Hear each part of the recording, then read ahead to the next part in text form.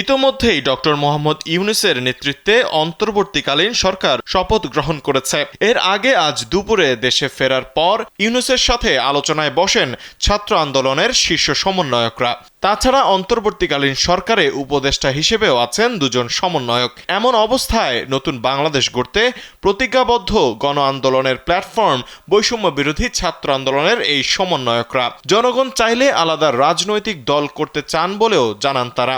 এমনটি জানিয়েছেন বৈষম্য বিরোধী ছাত্র আন্দোলনের সমন্বয়ক হাসনাত আব্দুল্লাহ। দেশের একটি গণমাধ্যমকে দেয়া সাক্ষাৎকারে তিনি একথা জানান। সাংবাদিকের এক প্রশ্নের জবাবে হাসনাত আব্দুল্লাহ বলেন, ছাত্র ও জনগণ যদি আস্থা রাখেন এবং মনে করেন আমাদের দিয়ে দেশের ইতিবাচক পরিবর্তন সম্ভব, রাষ্ট্র কাঠামোর ইতিবাচক পরিবর্তন আনা সম্ভব, সেক্ষেত্রে প্রয়োজন ও আলোচনা অনুযায়ী রাজনৈতিক দল গঠনের ক্ষেত্রে আমাদের কাছ থেকে ইতিবাচক মনোভাব সবসময় থাকবে।